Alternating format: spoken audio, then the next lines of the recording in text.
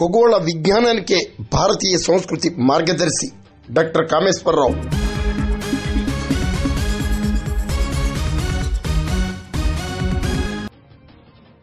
సంక్రాంతి భారతీయ సంస్కృతి సంప్రదాయాలకు మాత్రమే కాకుండా ఖగోళ విజ్ఞానానికి కూడా మూలాధారమని ప్రముఖ వైద్యులు డాక్టర్ చింతపల్లి కామేశ్వరరావు అన్నారు.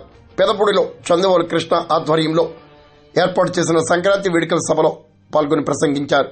ప్రముఖ న్యాయవాది కాకర వెంకటేశ్వరరావు, పెదపూడి ఎస్ఐ రామారావు, ఎంఈఓ సత్యనారాయణ తదితరులు పాల్గొన్నారు. అందరూ చాలా ఉత్సాహంగా పాల్గొన్నారు. మతం ఇది ఎప్పుడు పుట్టింది, ఎక్కడి నుంచి వచ్చింది అనేటటువంటి ఆరిజన్ లేనటువంటిదని చెప్పడానికి సంక్రాంతి పండుగే ఉదాహరణ.